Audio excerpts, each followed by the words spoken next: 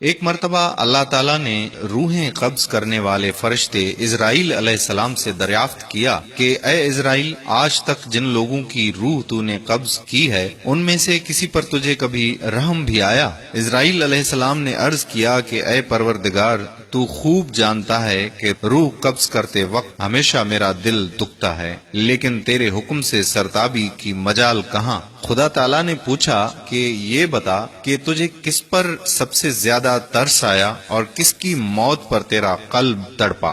اسرائیل علیہ السلام نے عرض کیا کہ یا الہی، ایک موت ایسی ہے جو نہیں بھولتی، اور وہ غم ایسا ہے جو تنہائی میں بھی میرے ساتھ رہتا ہے۔ ایک کشتی مرد و زن سے بھری ہوئی سمندر میں سفر کر رہی تھی۔ اللہ عز و جل نے حکم دیا کہ اس کشتی کو فنا کر دے۔ میں نے کشتی کو پاش پاش کر دیا۔ پھر آپ نے فرمایا کہ سب مرد و زن کی روحیں قبض کر، لیکن ایک عورت اور اس کے نوزائیدہ بچے کو چھوڑ دے۔ میں نے اس حکم کی بھی تعمیل کی، سب کی جانیں قبض کر لی۔ ایک بہتے ہوئے تختے پر ماں اور اس کا بچہ رہ گئے۔ سمندر کی لہریں اس تختے کو اپنے ساتھ لے آگے بڑھتی رہیں، اور تیز ہوا نے اسے انن فنن سینکڑوں میل دور سمندر کے کنارے پر پہنچا دیا۔ میں اس ماں اور بچے کے بچ جانے سے بہت خوش ہوا، لیکن اسی آن حکم صادر ہوا کہ اے اسرائیل، جلد ماں کی روح قبض کر اور بچے کو اکیلا چھوڑ دے۔ اے باری تعالیٰ، تو خوب جانتا ہے کہ یہ حکم پا کر میرا بھی کلیجہ کانپ گیا تھا، اور جب میں نے اس شیر خوار کو اس کی ماں سے الگ کیا تو مجھے کس قدر تکلیف پہنچی تھی۔ اب اس واقعے پر ایک مدت بیت چکی ہے، لیکن وہ بچہ برابر یاد آتا ہے۔ حق جل شانہ نے اسرائیل علیہ السلام کی عرض سن کر فرمایا، کیا تو جانتا ہے کہ وہ بچہ اب کہاں اور کس حال میں ہے؟ اسرائیل علیہ السلام نے عرض کیا، اے میرے پروردگار، تجھی کو معلوم ہے۔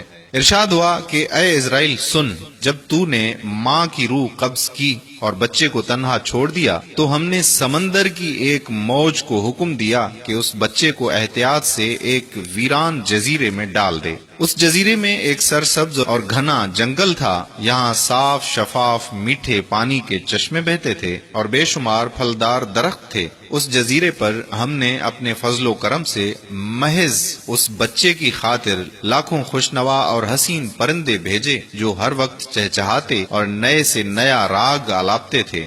ہم نے چمبیلی اور پھولوں کے پتوں کو حکم دیا کہ اس بچے کا بستر تیار کرو تاکہ وہ اس پر آرام کی نیند سوئے۔ ہم نے اسے ہر خوف اور ہر خطرے سے محفوظ کر دیا۔ آفتاب کو حکم دیا کہ اپنی تیز دھوپ اس پر نہ ڈال، ہوا کو فرمان دیا کہ اس پر آہستہ آہستہ چل، بادلوں کو حکم دیا کہ اس پر می نہ برسا، بجلیوں کو ہدایت کی کہ خبردار اسے اپنی تیزی دکھا کر مت ڈرا۔ انہی دنوں جنگل میں بھیڑیے کی مادہ نے بچے دیے تھے، ہم نے اسے حکم دیا کہ اپنے بچوں کے ساتھ اس آدمی کے بچے کو بھی دودھ پلا، اس کی دیکھ بھال کر اور اسے کوئی تکلیف نہ پہنچنے دے۔ اے اسرائیل، اس نے بھی ہمارے حکم کی تعمیل کی، یہاں تک کہ وہ تنہا اور بظاہر بے یار و مددگار بچہ پرورش پا کر خوب صحت مند اور بہادر ہو گیا۔ ہم نے اس کے پاؤں میں کبھی کانٹا بھی نہ چبھنے دیا۔ دنیا جہان کی نعمتیں اسے عطا کیں اور وہ ان کا شکر بھی ادا کرتا تھا۔ اور اب اے ملک الموت، تو جانتا ہے وہ بچہ کہاں اور کیا کر رہا ہے؟ اسرائیل علیہ السلام نے سجدہ کرتے ہوئے عرض کیا کہ اے پروردگار، تجھی کو علم ہے۔ اللہ تعالیٰ نے فرمایا کہ وہ بچہ نمرود بن گیا، اور اسی نے میرے خلیل ابراہیم علیہ السلام کو آگ کے الاؤ میں جھونکا ہے۔ اب وہ خدائی کا دعویٰ کر کے لوگوں کو میرے راستے سے ہٹاتا ہے اور ان پر تشدد کرتا ہے۔ اللہ اکبر، اللہ اکبر۔ قارئین اکرام، ایک وہ مہربان پالنے والا جو اتنی ساری نعمتیں عطا کرتا ہے اور ہم ناشکرے بن جاتے ہیں، اس حد تک کہ نمرود نے خدائی کا دعویٰ کر دیا۔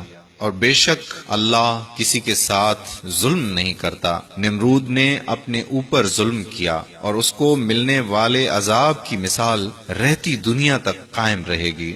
ہمیں ہر وقت اللہ تعالیٰ کی نعمتوں پر شکر ادا کرنا چاہیے، یہی ہمارے حق میں بہتر ہے۔ اگر آپ نے ابھی تک ہمارا پیج پیارا اسلام لائک نہیں کیا تو ابھی سے لائک کر دیجئے تاکہ ہم ایسی مزید معلوماتی ویڈیوز آپ تک پہنچاتے رہیں۔